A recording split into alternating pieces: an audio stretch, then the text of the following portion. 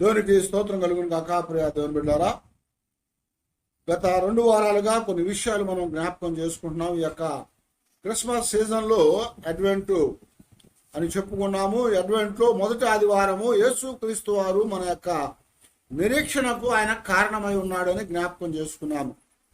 2వ ఆదివారమున యేసుక్రీస్తు వారు మనకు సమాధానము అనుగ్రహించడానికి లోకానికి వచ్చాడని, ఆయనే సమాధానకర్త, అధిపతిగా మనం జ్ఞాపకం చేసుకున్నాం. అయితే ఈరోజు మనం చూస్తున్నట్లయితే యేసుక్రీస్తు వారు ఈ లోకానికి ఎందుకు వచ్చాడయ్యా అంటే, మన జీవితాల్లో ఆనందాన్ని, సంతోషాన్ని కలిగించడానికి వచ్చాడని జ్ఞాపకం చేస్తున్నాడు. దేవుడు మనల్ని ఎప్పుడు కూడా భయపడకుండా ఉండాలని, ఎప్పుడూ సంతోషంగా ఆనందంగా ఉంచాలని ఆయన ఇష్టపడుతూ ఉన్నాడు. కనుక భయం అనేది లేనప్పుడు మనము సంతోషంగా ఉండగలుగుతాం. ఏ కొరత అనేది మనం అనుభవించకుండా ఉన్నప్పుడు, అంటే లోటు అనేది లేకుండా ఉన్నప్పుడే మనము సంతోషించే వారంగా ఉండగలుగుతాం. ఎలాంటి అనారోగ్యం అనేది లేకుండా ఉన్నప్పుడే మన జీవితాల్లో ఆనందంగా ఉండగలుగుతాము. కాబట్టి యేసుక్రీస్తు వారు ఈ క్రిస్మస్ సీజన్లో ఈ 3వ ఆదివారం ఆనందాన్ని, సంతోషాన్ని ఇవ్వటానికి లోకానికి వచ్చాడని దేవుని వాక్యంలో మనకి జ్ఞాపకం చేసుకున్నాం. అందుకనే దీని గురించి ప్రవక్త అయినటువంటి యెషయా కూడా ప్రవచిస్తూ 61వ అధ్యాయమందు 1 నుంచి 4వ వచనం వరకు చూస్తూ ఉంటే, ప్రభువు యెహోవా ఆత్మ నా మీదకి వచ్చి ఉన్నది, దీనులకు సువర్తమానము ప్రకటించుటకు యెహోవా నన్ను అభిషేకించను, నలిగిన హృదయము గలవారిని దృఢపరచుటకును, చెరలో ఉన్న వారిని విడిపించుటకును, బంధింపబడిన వారికి విముక్తిని ప్రకటించుటకును, యెహోవా హితవత్సరమును, మన దేవుని ప్రతి దండన దినమును ప్రకటించుటకును, దుఃఖాక్రాంతులందరినీ ఓదార్చుటకును, సియోనులో దుఃఖించు వారికి ఉల్లాస వస్త్రము ధరింప చేయుటకును, బూడిదకు ప్రతిగా పూదండను, దుఃఖమునకు ప్రతిగా ఆనంద తైలమును, భారభరితమైన ఆత్మకు ప్రతిగా స్తుతి వస్త్రమును వారికిచ్చుటకు ఆయన నన్ను పంపి ఉన్నాడు. స్తోత్రం, హల్లెలూయా. ఇక్కడ మనకి యెషయా భక్తుడు ప్రవచిస్తూ చెప్తా వచ్చాడు. ఏం చెప్తున్నాడు అంటే, యేసుక్రీస్తు వారిని ఆయన లోకానికి పంపబడేవాడుగా ఆయన వస్తున్నాడని జ్ఞాపకం చేస్తున్నాడు. ఎవరు పంపించారయ్యా అంటే, తండ్రి అయినటువంటి దేవుడు ప్రభువు యెహోవా ఆయన ఆత్మను ప్రభువు మీదకి పంపించి ఆయన్ని లోకానికి పంపించాడు. క్రిస్మస్ అనేది చాలాసార్లు మనం జ్ఞాపకం చేసుకున్నాము. క్రిస్మస్ అంటే ఏంటంటే, తండ్రి అయిన దేవుడే కుమారుడుగా ఈ లోకములో కన్యమరియా గర్భమందు జన్మించాడు. ఆయనే ఈ లోకానికి వచ్చాడు. ఆయన లోకానికి రావటానికి మనం మానవులం గనుక మానవ శరీరాకారాన్ని ధరించుకొని ఆయన లోకంలో వచ్చాడు. దేవుడై ఉన్నాడు కనుక పాపం అనేది లేకుండా పరిశుద్ధాత్మ ద్వారా కన్య అయినటువంటి మరియా గర్భమందు ఆయన జన్మించినట్లుగా మనకి లేఖనాలు రాయబడతా వచ్చినాయి. లేఖనాలు ప్రవచించారు. ఆ ప్రవచనాలు నెరవేర్పులోకి వచ్చినట్లుగా దేవుడు మనతో మాట్లాడుతున్నాడు.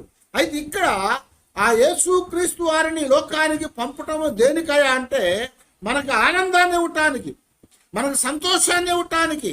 ఇక్కడ చెప్తున్నాడు కదా, సియోనులో దుఃఖించు వారు ఉల్లాస వస్త్రం ధరించుకున్నట్లుగా అని జ్ఞాపకం చేస్తున్నాడు.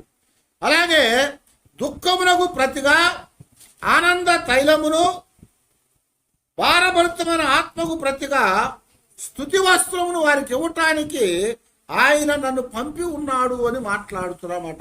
ఇదే మాటలు యేసుక్రీస్తు వారు యెరూషలేము దేవాలయంలోకి వచ్చినప్పుడు అక్కడ ఆయన చేతికి యెషయా గ్రంథము చుట్ట ఇవ్వబడింది.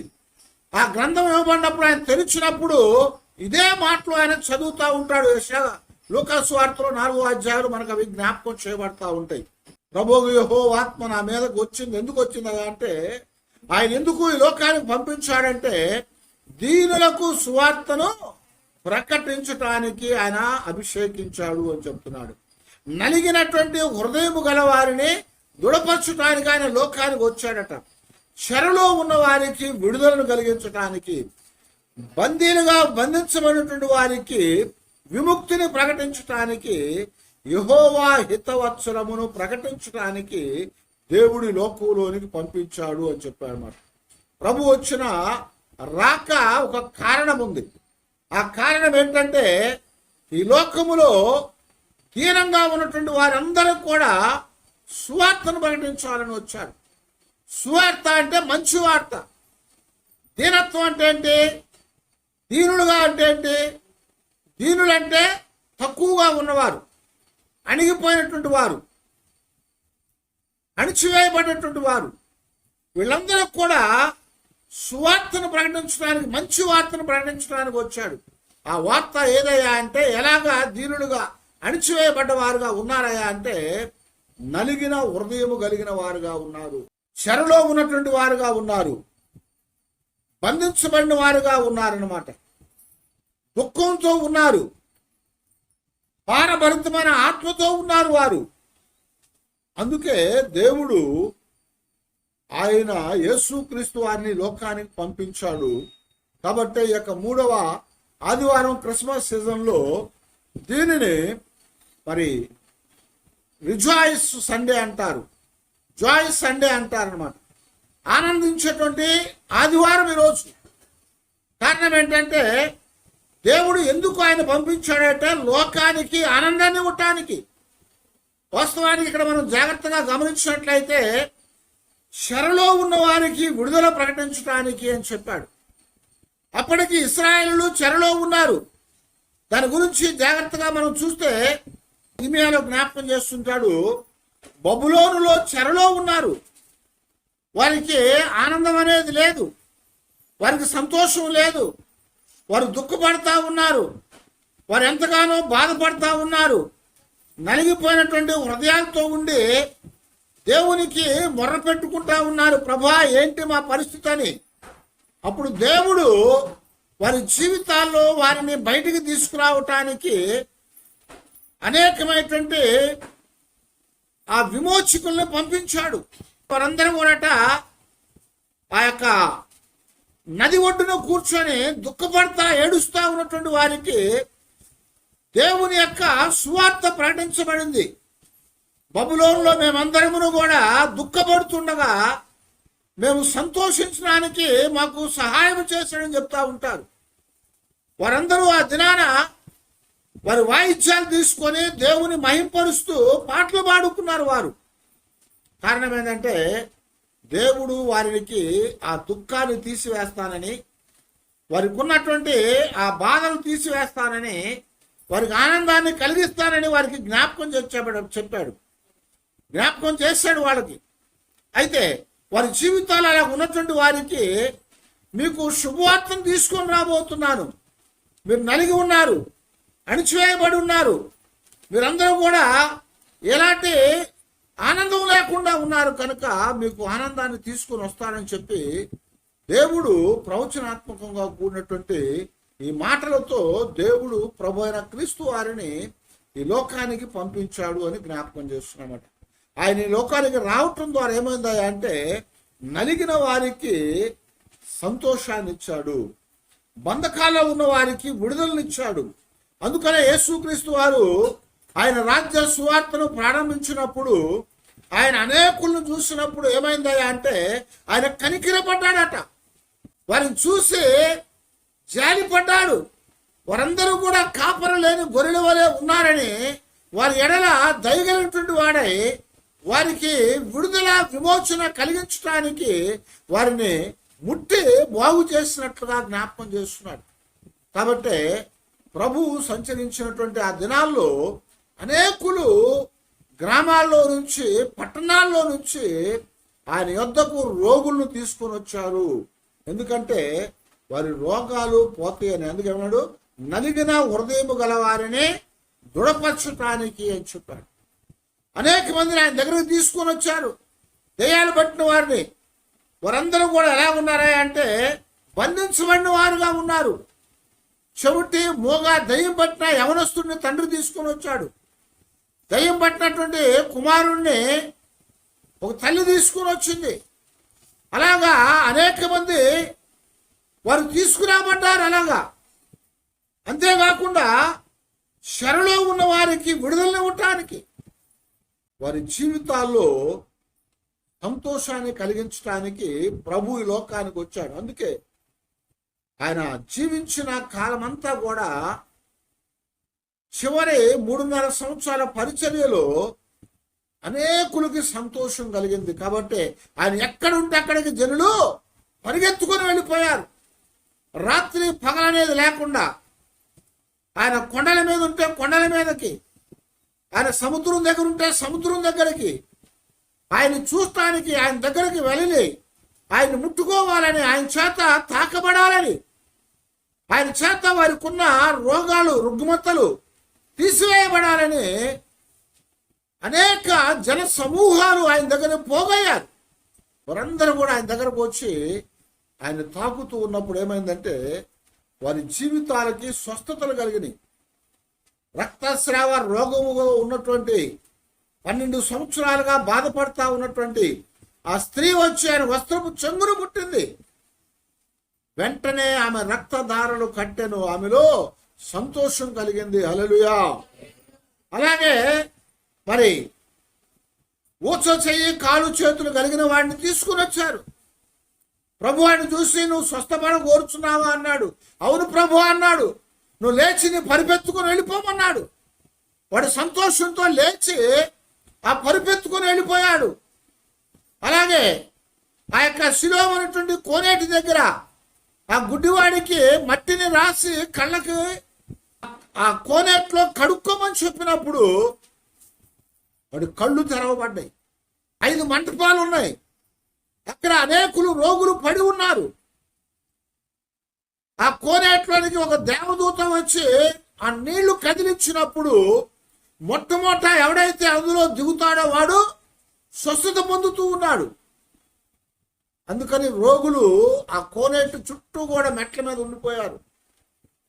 ఎప్పుడు దేవదూత వచ్చి నీళ్లు కదులితే అప్పుడు అందులో పడుతున్నారు వారు. అయితే 38 సంవత్సరాలుగా ఒకడు అలాగే ఉండిపోయినటువంటి వాడు ఉన్నాడు. ప్రభు వచ్చినప్పుడు నువ్వు ఇంకా స్వస్థత పొందలేదా అంటే అంటున్నాడు కదా, అయ్యా దేవదూత వచ్చి నీటిని కదిలించినప్పుడు నన్ను అందులో దించగలిగిన వాడు ఎవడు కూడా నా దగ్గర లేడు, కాబట్టి నేను స్వస్థత పొందలేదు.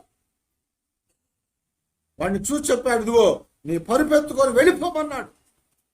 వెంటనే వాడు తన పరుపెత్తుకొని పరిగెత్తుకొని వెళ్ళిపోయాడు. 38 సంవత్సరాలుగా ఉన్నటువంటి వాడు, పుట్టు గుడ్డివాడు. వాడిని ముట్టినప్పుడు వాడు స్వస్థత పొందాడు.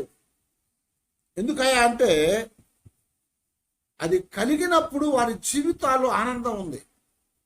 ఆనందం అనేది, సంతోషం అనేది మనం చూపించేది కాదు. ఎవరికైనా కనపడుతుంది? అది కనపడదు. దాన్ని చూపించలే ఒక వస్తువులాగా, కానీ దాన్ని మనం అనుభవించవచ్చు. ఎప్పుడు అనుభవిస్తామయ్యా అంటే మన జీవితంలో ఒక గొప్ప కార్యం జరిగినప్పుడు, మన జీవితంలో మరి ఒక అనుభూతిని కలిగించి మనం ఆనందంగా ఉన్నట్లుగా తెలియజేయగలుగుతాం. అయితే కుంటివాడిని ముట్టి బాగు చేసినప్పుడు ఆనందం ఏంటో వాడికి తెలిసింది. గుడ్డివాడిని ముట్టి చూపునిచ్చినప్పుడు ఆనందం వాడికి తెలిసింది. దయ్యమును బట్టి వాడిని వాడు గాయం చేసుకొని బంధించబడినప్పుడు వాడికి విడుదల లేదు. కానీ వాడిని ప్రభువు దగ్గరకు వచ్చినప్పుడు వాడి గాయాలు తీర్చబడ్డాయి. వాడి దయ్యం వెళ్ళిపోయింది. వాడు స్వస్థుడుగా చేయబడ్డాడు. మార్కు సువార్తలో రాస్తున్నాడు, వాడు ఎవడు కూడా వాడిని సాధువు చేయలేకపోయారట. అందువల్ల సంఖ్యలతో వాడిని బంధించినప్పుడు వాడు ఎక్కడ నివాసం చేస్తున్నాడట? సమాధుల్లో నివాసం చేస్తున్నాడు. గెరాసేనుల ప్రాంతంలో సమాధుల్లో నివాసం చేసేవాడు. ప్రభు వచ్చి వాడిని పిలవగానే, తాకగానే వాడి బంధకాలన్నీ తెంచివేయబడి వాడు వస్త్రములు కట్టుకొని, అంతకుముందు ఎలా ఉన్నట్టు వాడు వస్త్రమన్నీ కూడా చెంపేసుకున్నాడట, తీసివేసుకునేవాడట. అయితే ఇప్పుడు వాడు వస్త్రాలు ధరించుకొని ప్రభువుతో ఉండటం చూసి జనులు ఆశ్చర్యపోయారు. కారణం ఏంటంటే యేసుక్రీస్తు వారి లోకానికి ఆనందాన్ని ఇవ్వటానికి వచ్చాడు, వారి జీవితాల్లో ఆనందం ఇచ్చాడు. అలాగే దేవుని వాక్యంలో మనం గమనిస్తూ ఉన్నప్పుడు ప్రభువు ఆనందం ఇచ్చాడు. ఆ ఆనందం అనేది పౌలు గారు కూడా మనకి జ్ఞాపకం చేస్తున్నాడు.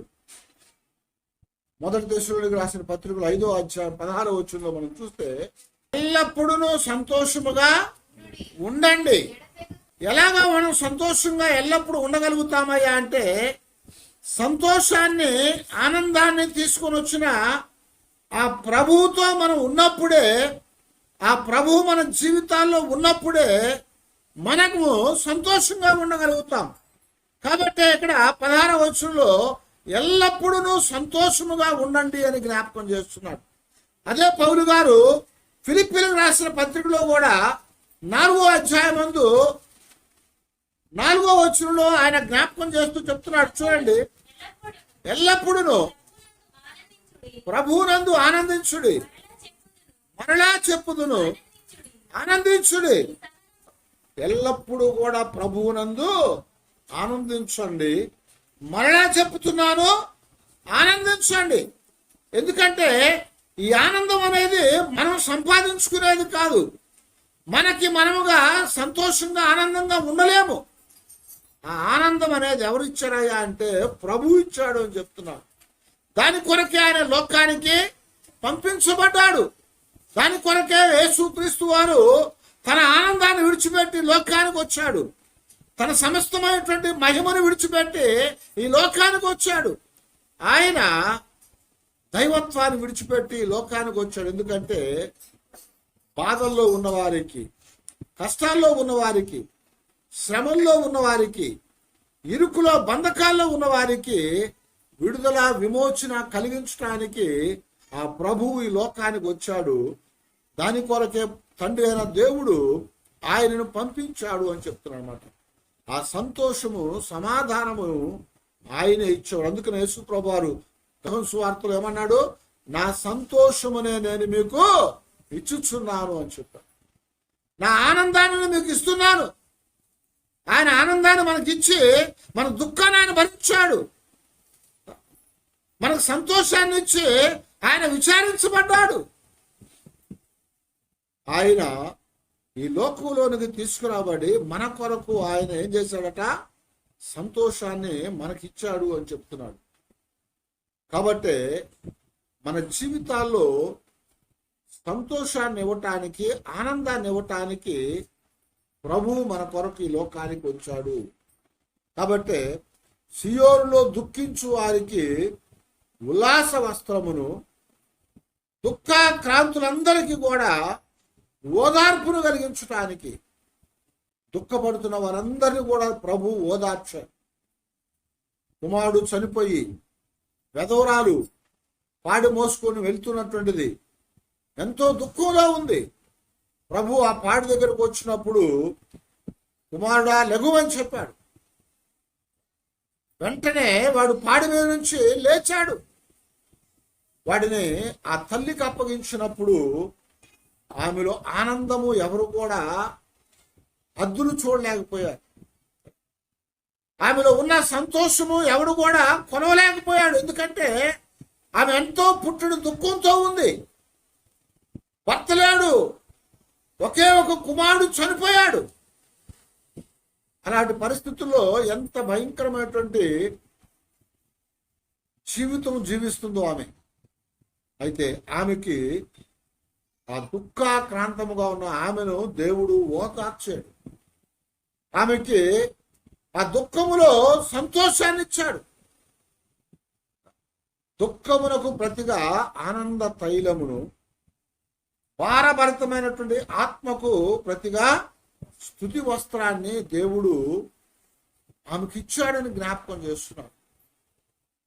చెరలో ఉన్న వారిని విడిపించి, బంధకాల్లో ఉన్న వారికి విడుదల కలుగు చేసి, ఆయన ప్రతి వారికి కూడా ఆ యొక్క దీనత్వంలో ఉన్నటువంటి వారందరికి కూడా సువార్తను ప్రకటించడానికి దేవుని చేత అభిషేకించబడిన వాడై మానవుడుగా ఈ లోకానికి ఆయన వచ్చాడు. అందుకొరకే ఆయన రావటం ద్వారా మానవులకి ఆనందం, ఆయన రావటం ద్వారా మానవులకి సంతోషం, ఆయన రావటం ద్వారా విడుదల. ఆ ప్రభువు లోకానికి రావటం ద్వారా స్వేచ్ఛనిచ్చాడు. అందుకే పౌలు గారే మాట్లాడుతూ గలతీయులకు రాసిన పత్రికలో 5వ అధ్యాయం 1వ వచనం ఏమన్నాడు? ఈ స్వాతంత్రము మన ప్రభు అయిన యేసుక్రీస్తు వారు మీకు అనుగ్రహించాడని చెప్తున్నాడు. మన ప్రభు అయిన యేసుక్రీస్తు వారు ఈ స్వాతంత్రాన్ని మీకు అనుగ్రహించాడు. ఆ స్వాతంత్రం ఆయన ఇవ్వకపోతే మన జీవితాల్లో స్వతంత్రత అనేది లేదు. బానిసలుగా ఉన్నాము. బానిసలుగా ఉన్నటువంటి మనకు స్వాతంత్రాన్ని విడుదలనిచ్చాడు అని చెప్తున్నాడు అన్నమాట. ఈ ఆనందం అనేది, సంతోషం అనేది దేవుడు మనకిచ్చేటువంటి ఆత్మ ఫలములో కూడా ఒక భాగంగా ఉన్నట్టుగా అదే గలతీ పత్రికలో పౌలు గారు రాస్తూ 5వ అధ్యాయం 22వ వచనం అనుకుంటే అక్కడ అంటాడు కదా, అయితే ఆత్మ ఫలం ఏదనగా ప్రేమ, సంతోషము అని జ్ఞాపకం చేస్తున్నాడు. ఏమన్నాడు? ప్రేమ ఉంది, దాని వెంటనే సంతోషం ఉందట. ఆత్మ ఫలములో ఒక భాగము సంతోషము. మన జీవితాల్లో ఆయన ఫలాలు ఇవ్వటానికి వచ్చాడు. మన జీవితాల్లో ఆయన మనల్ని ఫలవంతంగా చేయటానికి వచ్చాడు. ఆయన మన జీవితాల్లో మనము సంతోషించడానికి ఆ సంతోషం అనేది మనకి ఇచ్చి మనలో ఉన్న దుఃఖాన్ని తీసివేస్తాడని చెప్తున్నాడు. ఈరోజు మన జీవితాలకి ఆయన హితవత్సరాన్ని, దేవుని యొక్క హితవత్సరాన్ని ప్రకటించాడు. హితవత్సరం అనగా దేవుని యొక్క సంవత్సరం. అది అంటే ఇశ్రాయేలుకి హితవత్సరం అనేది ఉంది.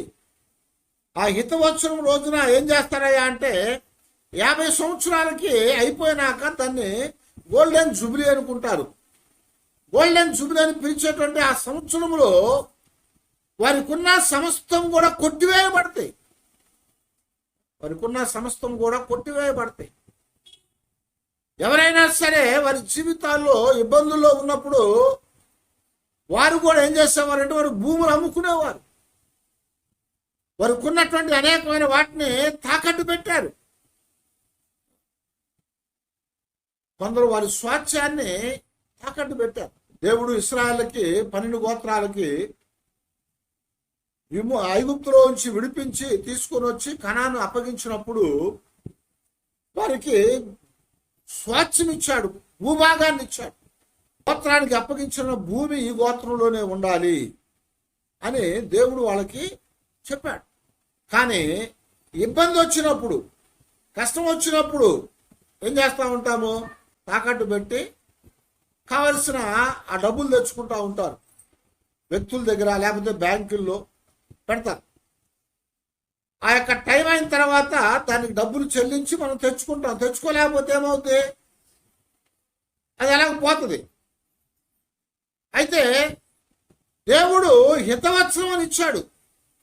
ఈ గోల్డెన్ జూబిలీ ఆ దినాన సంవత్సరంలో ఎవడైనా సరే ఇంకొకడికి ఒక గోత్రంలో నుంచి ఇంకో గోత్రంలో ఆ భూమిని తాకట్టుగా ఇచ్చాడు అనుకోండి, లేదా వస్త్రాన్ని తాకట్టుగా ఇచ్చాడు అనుకోండి, లేదా ఏదైనా వస్తువుని ఒక పశువుని తాకట్టుగా పెట్టాడు అనుకోండి, ఆ సంవత్సరం వచ్చినప్పుడు ఏమవుతుందంటే ఏమీ చెల్లించకుండానే ఆ వస్తువు విడిపించబడుతుంది. ఏమీ ఇవ్వకుండానే ఆ భూమి విడుదల చేయబడుతుంది. భూమి తాకట్టు పెడితే డబ్బులు కట్టకుండా అది విడిచిపెట్టరు. కానీ హితవత్సరం అనేది వచ్చినప్పుడు 50 సంవత్సరాలకి ఒకసారి హితవత్సరం జరుగుతుంది వాళ్ళకి. ఆ సంవత్సరం ఏమవుతుందంటే ఎవరైనా సరే భూమిని తాకట్లో ఉంచినప్పుడు నీకు వాడు ఇవ్వలేని స్థితిలో ఉన్నప్పుడు నువ్వు ఇచ్చిందాకా నేను ఇవ్వనంటానికి వీల్లేదు. ఆ 50వ సంవత్సరం ఏం చేయాలి? ఆ భూమిని వాడికి అప్పచెప్పేయాలి. నీ దగ్గర ఉంచిన వస్తువుని, పశువుని వాడికి ఇచ్చేయాలి. అది హితవత్సరం.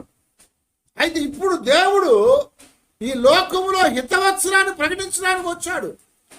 మనమందరం కూడా సాతాను దగ్గర ఉన్నాము, బందీలుగా ఉన్నాము, లోకానికి బంధకంలోకి అప్పగించబడ్డాము.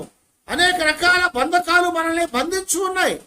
అయితే దేవుడు చెప్తున్నాడు, హితవత్సరం వచ్చినప్పుడు ఎలాగైతే ఏమీ చెల్లించకుండా వారు విడుదల చేయబడతారో అలాగా మనము ఏమీ చెల్లించకుండానే యేసుక్రీస్తు వారు దాని కొరకు వెల చెల్లించి మనల్ని విమోచించాడు అని చెప్తున్నాడు.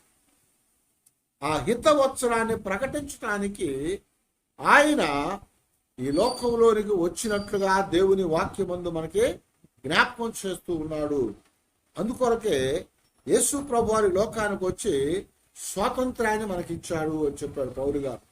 ఆ స్వాతంత్రం ద్వారా ఏమవుతుందా అంటే మనకి సంతోషం కలుగుతుంది, మనకు ఆనందం కలుగుతుంది. ఇశ్రాయేలీలు ఐగుప్తు దేశంలో విడిపించబడగానే ఏం చేశారు? ఆనందపడ్డారు, అవునా?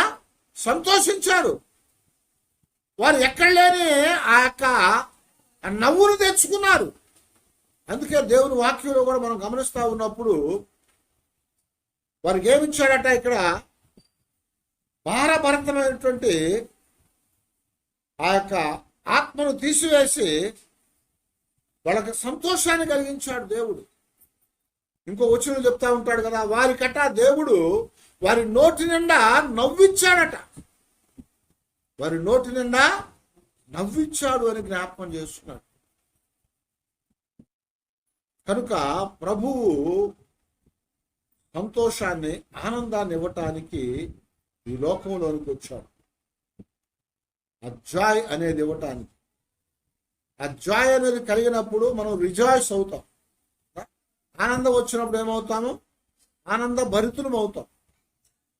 అలాగా ఆ ఆనందం రావాలంటే మనలో ఉన్న కొరతలు తీసివేయబడాలి, మనలో ఉన్న ఆ లోటులు తీసివేయబడాలి, మనకున్న బంధకాలు తీసివేయబడాలి, మనకున్న చెరలో నుంచి విడుదల చేయబడాలి, మనకున్న రోగం అనేది, రుగ్మత అనేది తీసివేయబడాలి.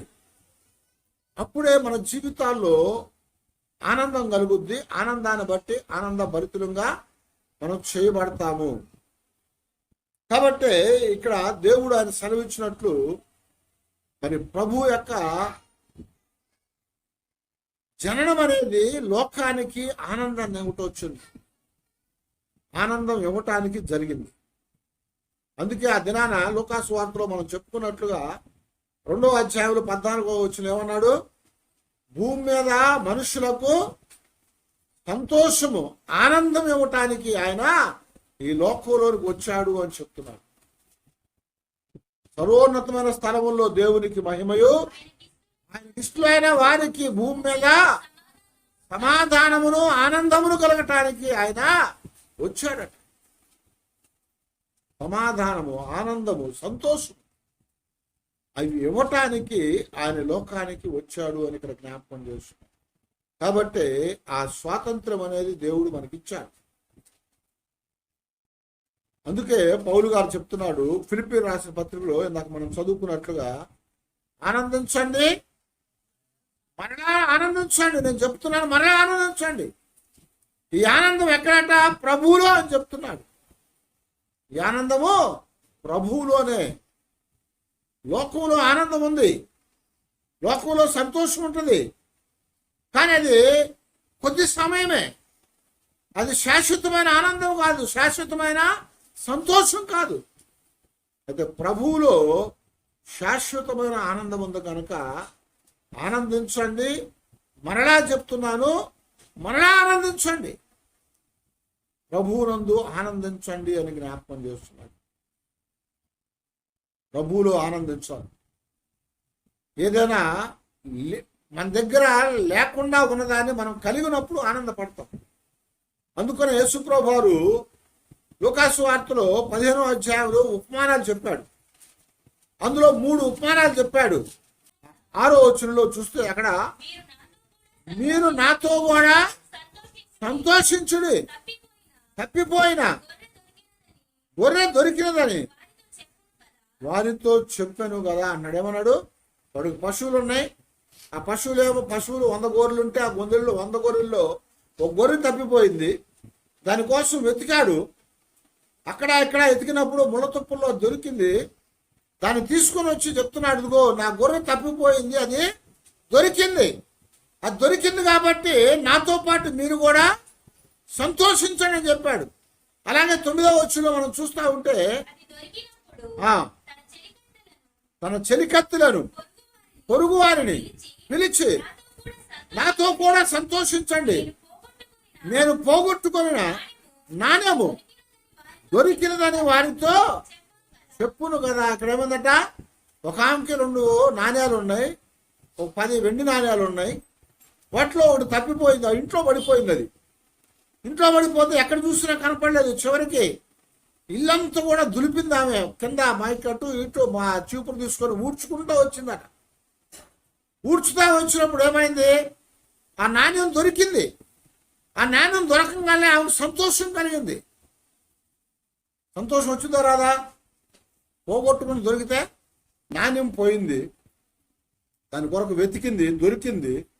దొరికినప్పుడట ఆమె తన ఇరుగు పొరుగు వారందరూ కూడా పిలిచి ఏం చెప్తుంది, నా నాణ్యం పోయింది, అది మరలా దొరికింది కాబట్టి నాతో పాటు మీరు కూడా సంతోషించండి అని చెప్తుందట.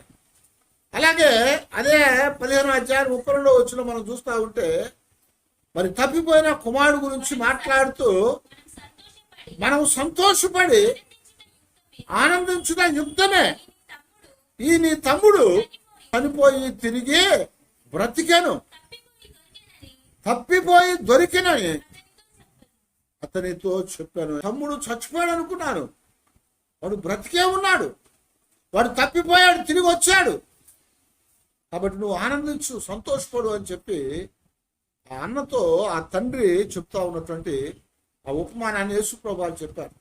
కనుక తప్పిపోయిన గొర్రె గురించి, తప్పిపోయిన నాణ్యం గురించి, తప్పిపోయిన కుమారుడు గురించి వారి జీవితాల్లో దొరికినప్పుడు ఏమైందట, ఆనందం కలిగింది, సంతోషం కలిగింది. అది ఇవ్వటానికే యేసుక్రీస్తు వారు ఈ లోకానికి వచ్చాడని చెప్తున్నాడు. అది ఇవ్వటానికే యేసుప్రభువు ఈ లోకానికి వచ్చాడు. ఆ ఆనందం అనేది, సంతోషం అనేది ఆయన ద్వారానే మనకు కలుగుతుంది. ఆయన లేకుండా సంతోషం అనేది ఉండదు, ఆయన లేకుండా ఆనందం అనేది లేదు అని చెప్తున్నాడు. ఆయన లేకపోతే మన జీవితాల్లో ఎల్లప్పుడూ కూడా దుఃఖమే, ఎల్లప్పుడూ ఆ బాధలతోనే ఉంటాము. కానీ ఆయన మన జీవితాలకి కావలసినటువంటి ఆనందాన్ని, సంతోషాన్ని ఇచ్చేవాడుగా ఉన్నాడు. అందుకే మనం కీర్తనలో మనం చూస్తూ ఉంటే దావీదు కూడా ఒక మాట మాట్లాడుతూ 30వ కీర్తన 12వ వచనంలో, నీవు నా గోనె పట్ట విడిపించి సంతోష వస్త్రము నాకు ధరింప చేసి ఉన్నావు. ఏమన్నాడు, నీవు నా యొక్క గోని పట్టను తీసివేసి నాకు సంతోష వస్త్రాన్ని ధరింప చేశావు అని జ్ఞాపకం చేస్తున్నాడు. సంతోష వస్త్రాన్ని ధరింప చేశావు. అదిగో నుప్పుల్లో నీళ్ళలో పడినట్టు అయ్యాము, కానీ మమ్మలను ఆనందకరమైన స్థలములోకి నడిపించామంటాడు. మా జీవితాల్లో మరలా నీ కృపనిచ్చావని చెప్తున్నాడు. మేము మరలా సంతోషించడానికి అవకాశాన్ని ఇచ్చామని చెప్తున్నాడు. అందుకొరకే అంటున్నాడు కదా, ప్రభువు వేంచేయుచున్నాడు, యెహోవా వేంచేయుచున్నాడు, ఆకాశము సంతోషించును గాక, భూమి ఆనందించును గాక. 96వ కీర్తనలో 11వ వచనం చదవండి. యెహోవా వేంచేయుచున్నాడు, ఆకాశము సంతోషించును గాక, భూమి ఆనందించును గాక. గమనించారా? సముద్రమును దాని సంపూర్ణతయు పోషించును గాక, ఆ పొలమును దాని ఎందుగల సర్వమును యెహోవా సన్నిధిని ప్రహర్షించును గాక. చాలు. భూమి, ఆకాశము సంతోషించి ఆనందించబోతుంది. కారణం ఏంటంటే దేవుడు లోకానికి వచ్చాడు. దేవుడు లోకానికి వచ్చాడు. ఎలాగొచ్చాడే అంటే మానవుడుగా వచ్చాడు. ఆయన ఈ లోకంలో ఉన్నటువంటి వారందరికీ ఆనందాన్ని, సంతోషాన్ని ఇవ్వటానికి, వారికి ఉన్న దుఃఖాన్ని తీసివేయటానికి, వారికి ఉన్న బంధకాలను తీసివేయటానికి, వారికి ఉన్నటువంటి శ్రమను తీసివేయటానికి, వారి జీవితాల్లో నలిగినటువంటి స్థితిలో ఉన్నటువంటి వారికి తిరిగి వారిని బలపరచడానికి ఆయన లోకంలో మానవుడుగా వచ్చాడు. అందుకొరకే ఈ లోకాల్లో యేసుక్రీస్తు వారి యొక్క జన్మదినాన్ని సంతోషంగా జరుపుకుంటాము. ఆ క్రిస్మస్ దినాన్ని మనము ఎంతో ఆనందంతో జరుపుకుంటాము. కారణం ఏంటంటే తండ్రి అయిన దేవుడే మానవుడుగా ఈ లోకానికి వచ్చాడు. ఆయన తన కుమారుణ్ణి ఈ లోకానికి బహుమానంగా పంపించాడు. ఆ బహుమానము దొరికిన వారందరూ కూడా ఏమవుతారు? సంతోషిస్తారు. కాబట్టి ఆ దూతలు ఆ దినాన ఏం చెప్తున్నారు? ఆయనకిష్టులైన మనుషులందరికీ భూమి మీద సమాధానము కలుగునుగా. ఆయన లోకానికి వచ్చాడు, కానీ ఆయన లోకానికి వచ్చినప్పుడు ఎవరైతే ఆయనకి ఇష్టలుగా ఉండగలుగుతారో, ఎవరైతే ఆయన్ని స్వీకరించగలుగుతారో, మా కొరకు ఈ లోకానికి వచ్చాడని ఆయన్ని అంగీకరించగలుగుతారో వారందరికీ కూడా దేవుడు సంతోషాన్ని, ఆనందాన్ని ఇవ్వబోతున్నాడు. ఆ ఆనందము, ఆ సంతోషము, ఆ సమస్తమైనటువంటి ఆశీర్వాదము ఆయన ఇవ్వటానికి ఈ లోకంలోనికి ఆయన వచ్చినట్లుగా దేవుని వాక్యంలో మనకి జ్ఞాపకం చేస్తుంది. కనుక అప్పుడే ఆ దేవుని బిడ్డారా, ఈ క్రిస్మస్ సీజన్లో ఈ 3వ ఆదివారాన్ని దేవుని యొక్క లేఖనాల్లో సంతోషంతో కూడిన ఆదివారం అని పిలుస్తారు. ద జాయ్ సండే అంటారు. దాన్ని రిజాయిస్ అని జ్ఞాపకం చేస్తున్నాం. కాబట్టి మనమందరం కూడా బాధల్లో నుంచి విడిపించబడి, బంధకాల్లో నుంచి విడిపించబడి, పాప శాప బంధకాల్లో నుంచి, కరువు అనే బంధకాల్లో నుంచి, రోగం అనే బంధకాల్లో నుంచి, శ్రమ అనే బంధకాల్లో నుంచి మనం విడిపించబడినటువంటి వారమే. మన జీవితాల్లో సంతోషించాలని, ఆనందించాలని ఆయన మనకు ఆ సంతోషం, ఆనందం ఇవ్వటానికి ఆయనే ఈ లోకానికి వచ్చి మనల్ని బలపరుస్తున్నారు. కాబట్టి మనమందరం కూడా ఆ దేవుని యందు ఆ సమాధానకర్త అయినటువంటి ఆ ప్రభువుని కలిగినటువంటి వారమై ఆయన్ని స్వీకరించి ఆయన ద్వారా ఆయన ఇచ్చేటువంటి సమాధానము, సంతోషము, ఆనందము మనం కలిగి ప్రభువుని మనం మహింపరుచుకుందాం. ప్రభువులో మనం సంతోషిద్దాము. అలాంటి కృపా దేవుడు మనకు అనుగ్రహించి మనల్ని బలపరిచి నడిపించేటట్లుగా దేవుని సన్నిధిలో ప్రార్థన చేసుకుందాం.